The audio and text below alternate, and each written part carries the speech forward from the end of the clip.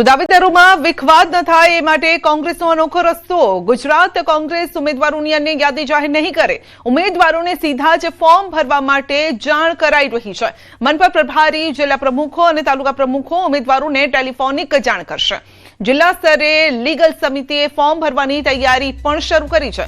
કોંગ્રેસની પ્રથમ યાદી બાદ બીજી યાદીની રાહ જોવાઈ રહી છે।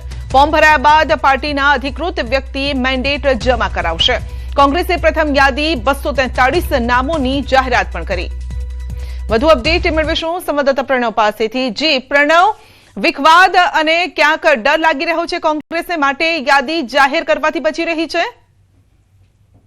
સંધ્યા, ચોક્કસ માની શકાય કે કોંગ્રેસ પાર્ટીએ પોતાની પ્રથમ યાદી જાહેર કરી ત્યારબાદ કોઈ પણ યાદી જાહેર નથી કરી, પરંતુ જે રીતે માહિતી મળી રહી છે કોંગ્રેસ પાર્ટીના સૂત્રો પાસેથી તે પ્રમાણે જે પણ જિલ્લાના પ્રમુખો, તાલુકા પ્રમુખો, નિરીક્ષકો હતા આ તેઓને પાર્ટી તરફથી મેન્ડેટ છે તે આપી દેવામાં આવ્યું છે અને સાથે જ જે ઉમેદવારો હતા આ તેઓને ફોનિક કહી દેવામાં આવ્યું છે કે આપને ફોર્મ ભરવાનું છે અને તેને લઈને જ નિરીક્ષકો અને જે જિલ્લાના પ્રમુખો, તાલુકાના પ્રમુખો છે તે મેન્ડેટ છે તે આપી રહ્યા છે। એટલે આમ જોવા જઈએ તો કોંગ્રેસ પાર્ટીએ પોતાની યાદી તૈયાર કરી છે, પરંતુ જાહેર મીડિયા સમક્ષ તેઓ પોતાની યાદી જાહેર નથી કરી રહ્યા અને અનેક જગ્યાએ એવી પણ માહિતી મળી રહી છે કે અનેક જે ઉમેદવારો છે, દાવેદારો છે, તેઓ પોતાની દાવેદારી પણ નોંધાવી દીધી છે, પાર્ટીએ મેન્ડેટ પણ આપી દીધા છે।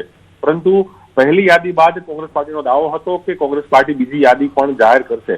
એક તરફ ભારતીય જનતા પાર્ટીએ પોતાની એક પછી એક તમામ જિલ્લા, તાલુકા પંચાયતની યાદીઓ ભારતીય જનતા પાર્ટી જાહેર કરી રહી છે, પરંતુ કોંગ્રેસ પાર્ટીને ક્યાંક ડર છે, ક્યાંક વિરોધનો વંટોળ ઉભો ન થાય અને ક્યાંક સ્ટ્રેટેજીના ભાગરૂપે પણ કોંગ્રેસ પાર્ટીના સૂત્રો કહી રહ્યા છે કે કોઈ વિરોધ ના થાય અને સાથે જ ક્યાંક ને ક્યાંક ભાંગતોડ એટલે ક્યાંક ઉમેદવારની જાહેરાત થાય ને ક્યાંક પાર્ટી તેને તોડી ન નાખે, તેને લઈને પણ એક સ્ટ્રેટેજીના ભાગરૂપે કોંગ્રેસ પાર્ટી આ પોતાના ઉમેદવારોના નામ છે તે સીધા મેન્ડેટ આપી રહી છે અને કોઈ પણ પ્રકારની યાદી જે જાહેર મંચ ઉપર તેઓ નહીં મૂકે। જી,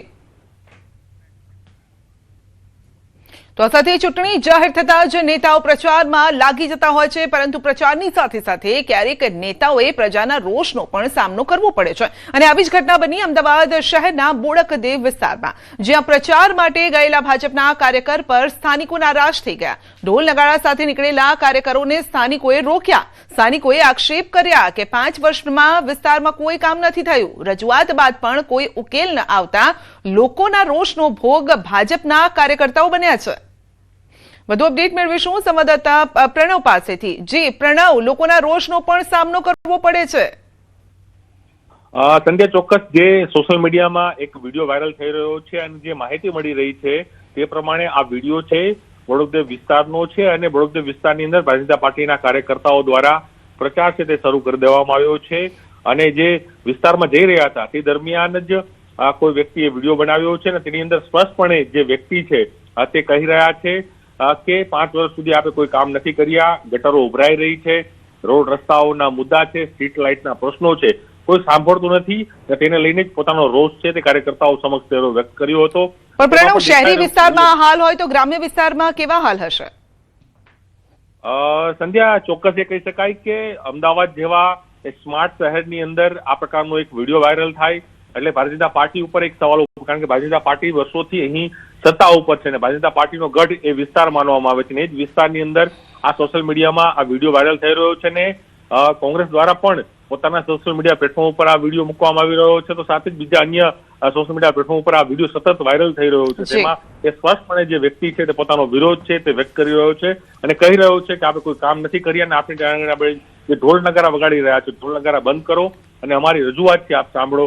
5 વર્ષ સુધી આપ કોઈ પણ અહીં આવ્યું નથી તે પ્રકારના આરોપો છે આ વિડીયોમાં લાગી રહ્યા છે, પરંતુ ચોક્કસ એ સવાલ છે કે ભારતીય જનતા પાર્ટી ઉપર, ભારતીય જનતા પાર્ટી વર્ષોથી સત્તામાં છે, સત્તાના કારણે જ આ પ્રકારનો રોષનો ભોગ છે એ કાર્યકર્તાઓ આજે બની રહ્યા છે। જી, આપનો આભાર।